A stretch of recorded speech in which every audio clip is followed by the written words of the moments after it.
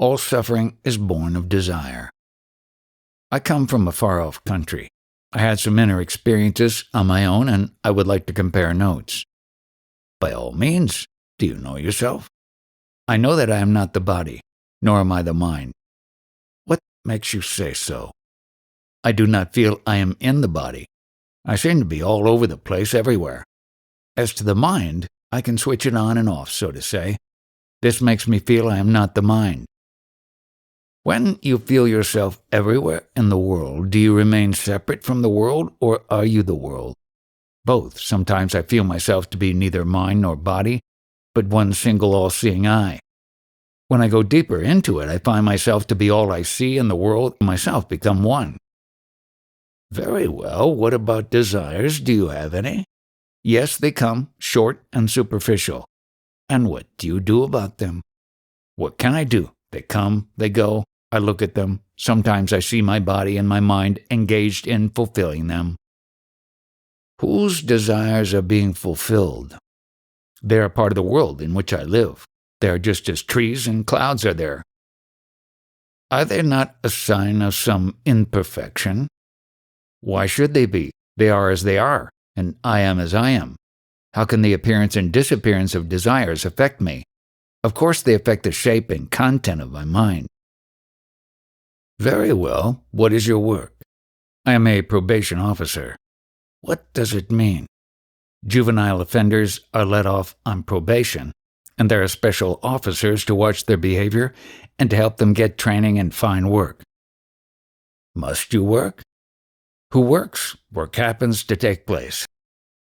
Do you need to work? I need it for the sake of money. I like it because it puts me in touch with living beings. What do you need them for? They may need me, and it is their destinies that made me take up this work. It is one life, after all.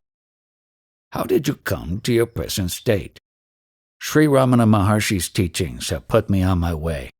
Then I met Douglas Harding, who helped me by showing me how to work on the Who Am I. Was it sudden or gradual?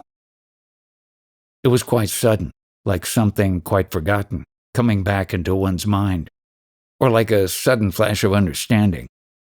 How simple, I said, how simple. I am not what I thought I am. I am neither the perceived nor the perceiver. I am the perceiving only. Not even the perceiving, but that which makes all this possible. What is love?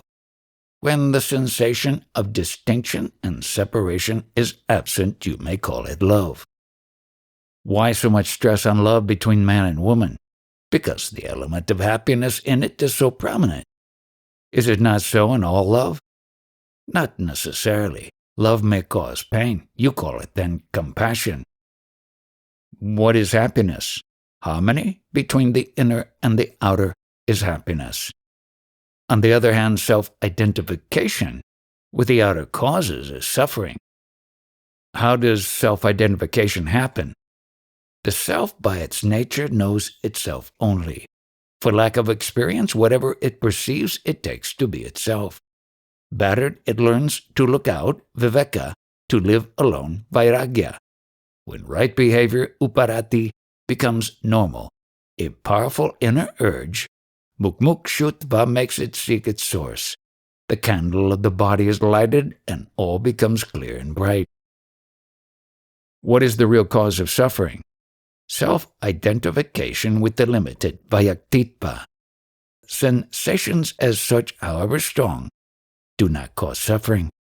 It is the mind bewildered by wrong ideas, addicted to thinking, I am this, I am that fears loss and craves gain and suffers when frustrated.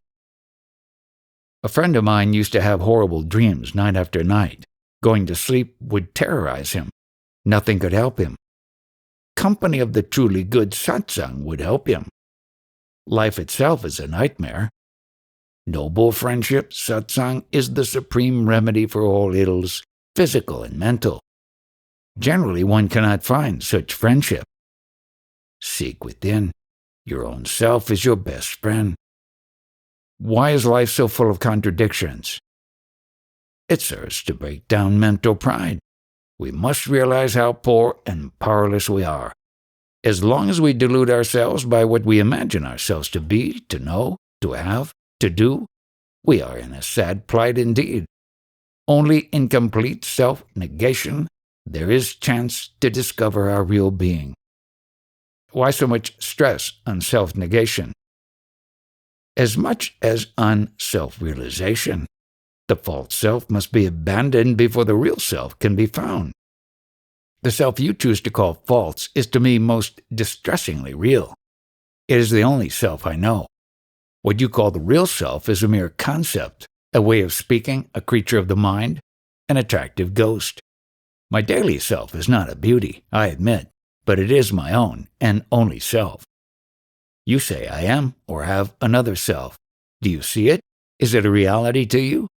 Or do you want me to believe what you yourself don't see? Don't jump to conclusions rashly. The concrete need not be the real. The conceived need not be false. Perceptions based on sensations and shaped by memory imply a perceiver, whose nature you never cared to examine. Give it your full attention. Examine it with loving care, and you will discover heights and depths of being which you did not dream of, engrossed as you are in your puny image of yourself. I must be in the right mood to examine myself fruitfully. You must be serious, intent, truly interested. You must be full of goodwill for yourself. I am selfish, all right. You are not. You're all the time destroying yourself and your own by serving strange gods, inimical and false. By all means, be selfish, the right way. Wish yourself well. Labor at what is good for you. Destroy all that stands between you and happiness. Be all. Love all. Be happy. Make happy. No happiness is greater. Why is there so much suffering in love? All suffering is born of desire. True love is never frustrated. How can the sense of unity be frustrated? What can be frustrated is the desire for expression. Such desires of the mind, as with all things mental, frustration is inevitable. What is the place of sex in love? Love is a state of being. Sex is energy.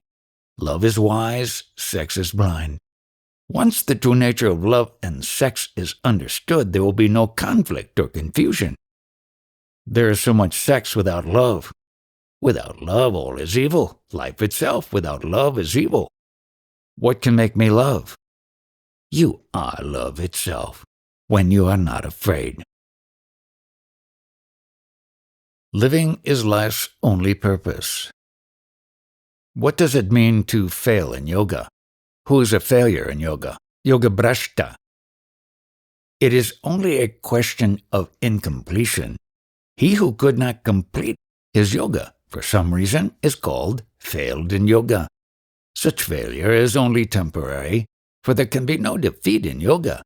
This battle is always won, for it is a battle between the true and the false. The false has no chance. Who fails, the person, Vyakti, or the self, Vyakta? The question is wrongly put. There is no question of failure, neither in the short run nor in the long. It is like traveling a long and arduous road in an unknown country. Of all the innumerable steps, there is only the last which brings you to your destination. Yet you will not consider all previous steps as failures. Each brought you nearer to your goal, even when you had to turn back to bypass an obstacle. In reality, each step brings you to your goal, because to be always on the move, learning, discovering, unfolding, is your eternal destiny. Living is life's only purpose. The self does not identify itself with success or failure. The very idea of becoming this or that is unthinkable. The self understands that success and failure are relative and related, that they are the very warp and weft of life. Learn from both and go beyond. If you have not learnt, repeat. What am I to learn? To live without self-concern. For this you must know your own true being, Swarupa, as indomitable, fearless, ever victorious. Once you know with absolute certainty that nothing can trouble you but your own imagination, you come to disregard your desires and fears, concepts and ideas, and live by truth alone. What may be the reason that some people succeed and others fail in yoga? Is it destiny or character or just accident? Nobody ever fails in yoga. It is all a matter of the rate of progress. It is slow in the beginning and rapid in the end. When one is fully matured, realization is explosive. It takes place spontaneously or at the slightest hint. The quick is not better than the slow.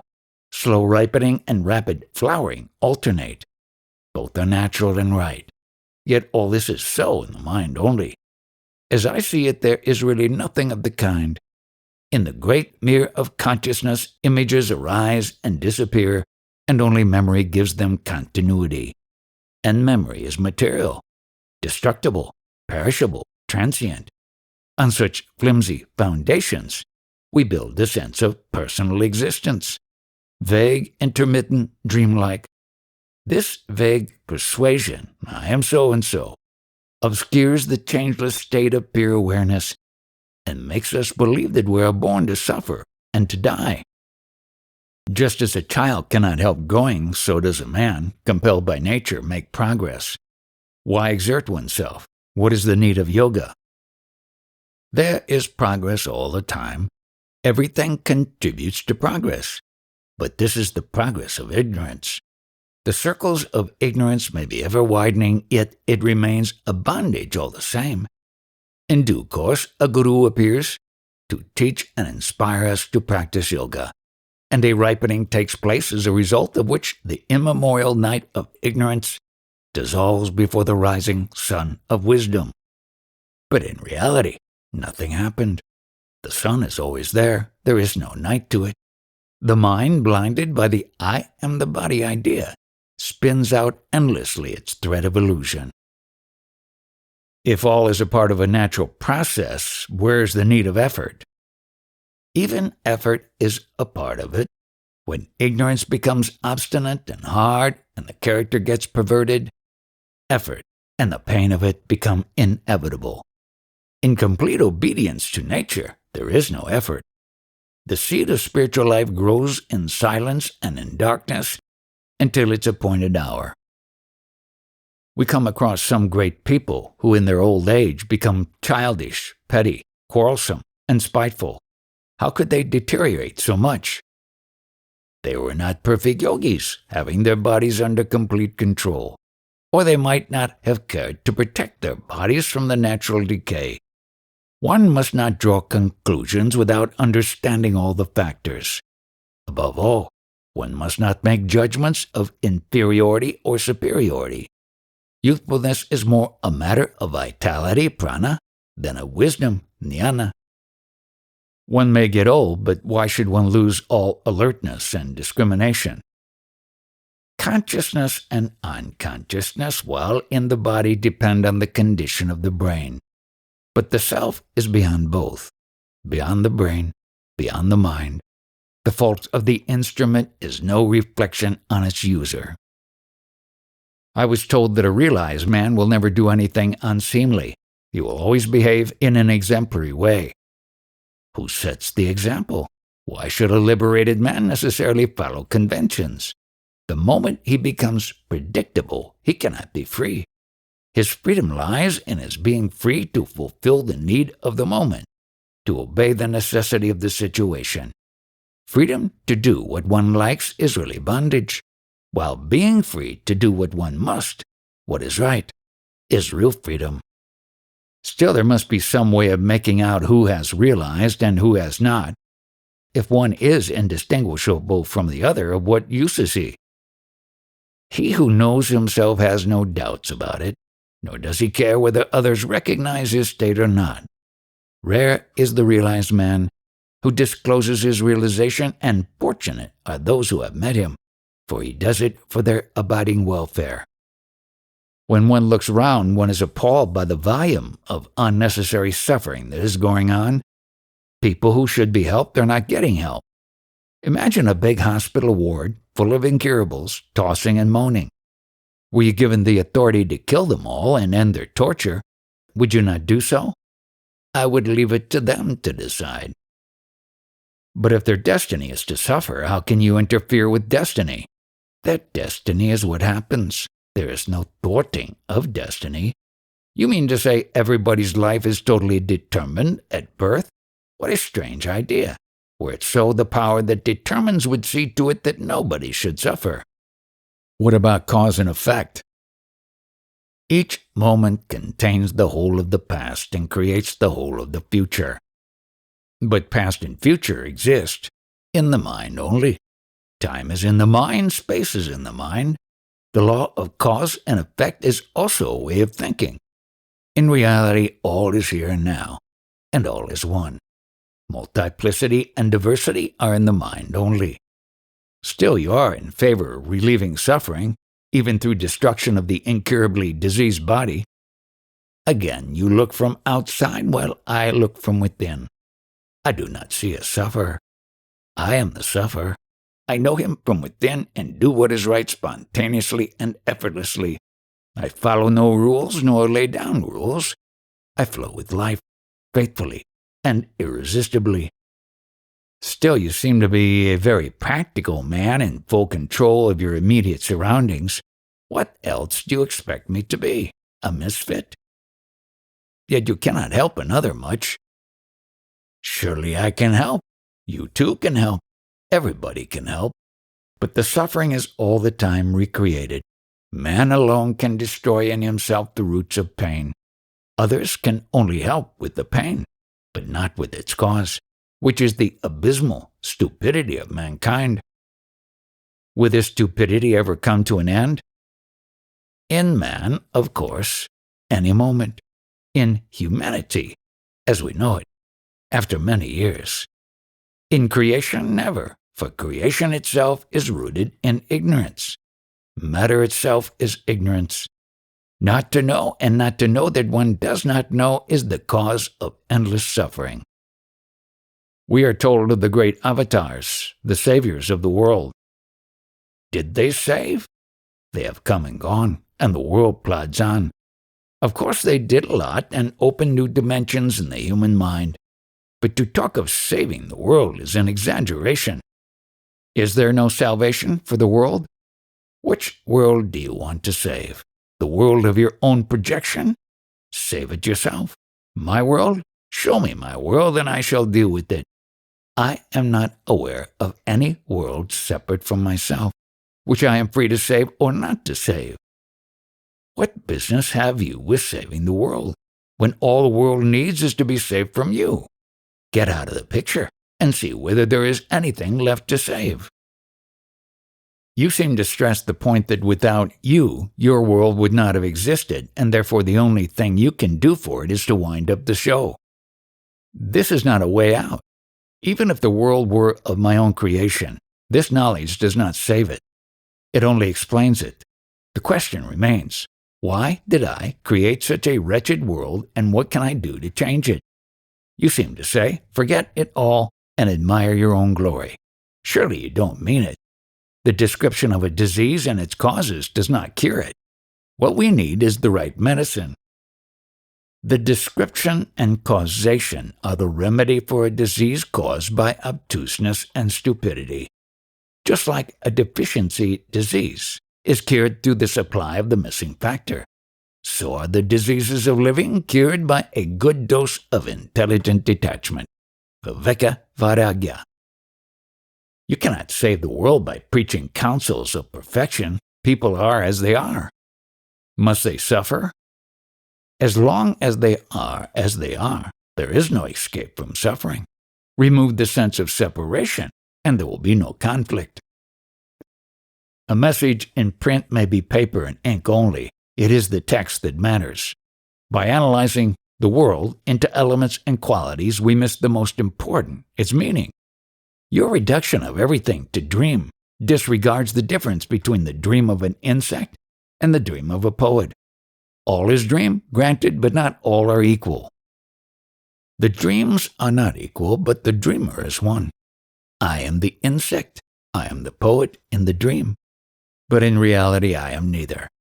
I am beyond all dreams. I am the light in which all dreams appear and disappear. I am both inside and outside the dream. Just as a man, having headache, knows the ache and also knows that he is not the ache, so do I know the dream, myself dreaming and myself not dreaming, all at the same time. I am what I am before, during, and after the dream. But what I see and dream, I am not. It is all a matter of imagination. One imagines that one is dreaming. Another imagines one is not dreaming. Are both the same? The same and not the same. Not dreaming as an interval between two dreams is, of course, a part of dreaming. Not dreaming as a steady hold on and timeless abidance in reality has nothing to do with dreaming. In that sense, I never dream, nor ever shall. If both dream and escape from dream are imaginings, what is the way out? There is no need of a way out. Don't you see that a way out is also a part of the dream? All you have to do is to see the dream as dream. If I start the practice of dismissing everything as a dream, where will it lead me? Wherever it leads you, it will be a dream. The very idea of going beyond the dream is illusory. Why go anywhere? Just realize that you are dreaming a dream you call the world, and stop looking for ways out. The dream is not your problem. Your problem is that you like one part of your dream and not another. Love all or none of it, and stop complaining. When you have seen the dream as a dream, you have done all that needs to be done. Is dreaming caused by thinking? Everything is a play of ideas. In the state free from ideation, nirvikalpa samadhi, nothing is perceived. The root idea is I am. It shatters the state of pure consciousness and is followed by the innumerable sensations and perceptions, feeling and ideas which in their totality constitute God and His world. The I am remains as the witness, but it is by the will of God that everything happens. Why not by my will? Again, you split yourself into God and witness. Both are one. You are free now. There are so many theories about the nature of man and universe. The creation theory, the illusion theory, the dream theory, any number of them, which is true. All are true, all are false. You can pick up whichever you like best. You seem to favor the dream theory. These are all ways of putting words together. Some favor one way, some favor another. Theories are neither right nor wrong. They are attempts at explaining the inexplicable. It is not the theory that matters, but the way it is being tested. It is the testing of the theory that makes it fruitful. Experiment with any theory you like. If you are truly earnest and honest, the attainment of reality will be yours. As a living being, you are caught in an untenable and painful situation, and you are seeking a way out. You are being offered several plans of your prison, none quite true, but they are all of some value only if you are in dead earnest. It is the earnestness that liberates, and not the theory. Theory may be misleading, and earnestness blind. Your sincerity will guide you. Devotion to the goal of freedom and perfection will make you abandon all theories and systems and live by wisdom, intelligence, and active love. Theories may be good as starting points, but must be abandoned. The sooner the better. There is a yogi who says that for realization the Eightfold Yoga is not necessary, that willpower alone will do. It is enough to concentrate on the goal with full confidence in the power of pure will to obtain effortlessly and quickly what others take decades to achieve. Concentration, full confidence, pure will. With such assets, no wonder one attains in no time. This yoga of will is all right for the mature seeker, who has shed all desires but one. After all, what is will but steadiness of heart and mind? Given such steadfastness, all can be achieved. I feel the yogi did not mean mere steadiness of purpose resulting in ceaseless pursuit and application. He meant that with will fixed on the goal, no pursuit or application is needed. The mere fact of willing attracts its object. Whatever name you give it, will or steady purpose or one-pointedness of the mind, you come back to earnestness, sincerity, honesty. When you are in dead earnest, you bend every incident, every second of your life to your purpose. You do not waste time and energy on other things. You are totally dedicated. Call it will or love or plain honesty. We are complex beings, at war within and without. We contradict ourselves all the time, undoing today the work of yesterday. No wonder we are stuck. A little of integrity would make a lot of difference. What is more powerful, desire or destiny? Desire shapes destiny, and destiny shapes desire. My desires are conditioned by heredity and circumstances, by opportunities and accidents, by what we call destiny. Yes, you may say so.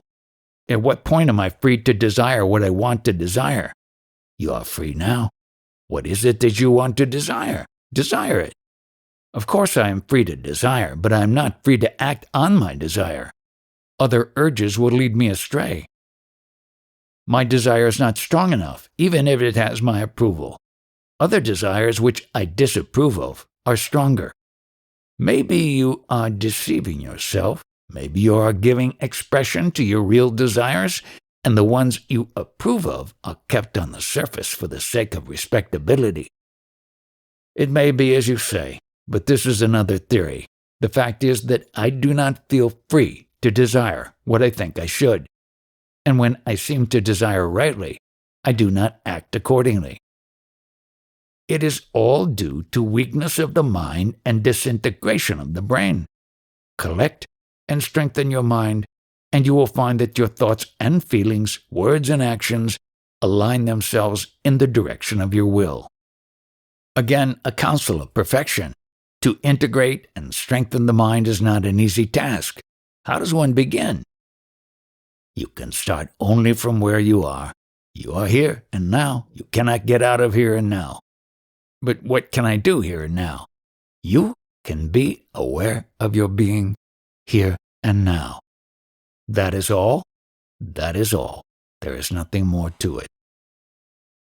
All my waking and dreaming, I am conscious of myself. It does not help me much. You were aware of thinking, feeling, doing. You are not aware of your being. What is the new factor you want me to bring in? The attitude of peer witnessing, of watching the events without taking part in them. What will it do to me?